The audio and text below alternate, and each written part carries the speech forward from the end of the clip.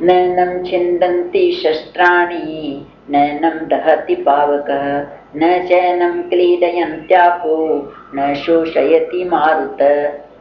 अर्जुन, ये आत्मा तो ऐसी है, किसी शस्त्र में ताकत नहीं है कि इसको काट सके, ये कट नहीं सकती, और आग भी इसको जला नहीं सकती, और इस जल में भी डुबो दो तो जल इसको गीला ही नहीं कर सकती। डुबोने की कौन करे, जल गीला नहीं कर सकता और वायु इसको सुखा नहीं सकती। इस पर कोई मतलब ये पंचभूतों का इस पर कोई भी प्रभाव नहीं पड़ता।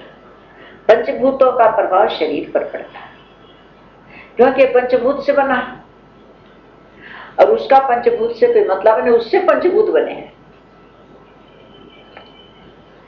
तो इसलिए उसका इन पंचभूतों का कोई प्रभाव आत्मा पर नहीं पड़ता। अच्छेदयोयम अदायोयम अक्लेद्यो शोष्यैव च नित्य सर्वगत स्थाणुर अचलोयम सनातन। यह आत्मा अच्छेद्य है, कोई भी इसमें छेद भी नहीं कर सकता। आकाश में कहाँ छेद करेगा कोई? आत्मा सर्वत्र व्यापक है। परमात्मा और आत्मा, जीवात्मा, ये पर्यायवाची है, शब्द है, खाली पर्यायवाची शब्द है। सर्वत्र व्यापक है तो ब्रह्म कह दो, परमात्मा कह दो। वही जब अंतःकरण अवच्छिन्न हो गया, उसके पर्दे में आ गया, तब वो आत्मा रूप से आ गया, और जब इस शरीर को अपना मानने लगा स्वरूप, तब ये जीवात्मा हो गया। और जब उलट के जाए, समझ में आ जाए कि मैं शरीर नहीं हूं, तब वो आत्मा हो गया। फिर जब व्यापकता समझ में आ गई तो वही परमात्मा। फिर वो बिंदु सिंधु में अपने को जान, आत्मा का ज्ञान के लिए कुछ करना नहीं है। कर्म में तो करना है, कर्म योग में तो क्रिया है, और भक्ति में भी थोड़ी क्रिया है, लेकिन ज्ञान में क्रिया नहीं है। केवल ज्ञान का मतलब ही जानना है, प्रकाश। कर्म कांड में भी समान करना पड़ेगा, इकट्ठा करना पड़ेगा, कर्म करना पड़ेगा, और प्रकाश करने के लिए भी थोड़ी दिया, सलाई, माचिस वगैरह सब करना पड़ता है। लेकिन वो उसके लिए तो करना तो पड़ता है, प्रकाश होने के बाद क्या करना पड़ता है?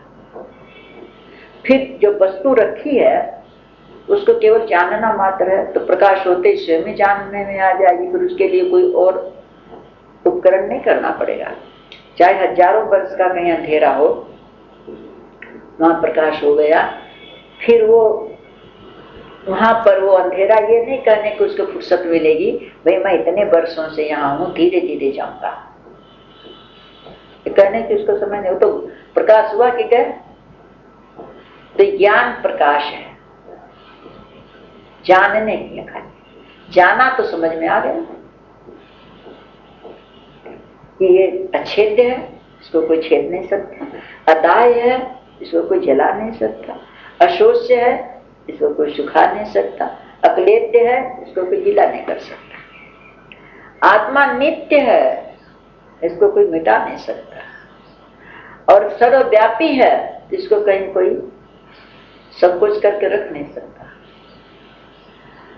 अचल है, हिलता डुलता नहीं है। इतना अखंडानंद जी कहते हैं, इतना ठसा ठस भरा पड़ा है कि कहीं हिलने को, डुलने को, इधर उधर का कुछ जगह ही नहीं, ठसा ठस भरा पड़ा है।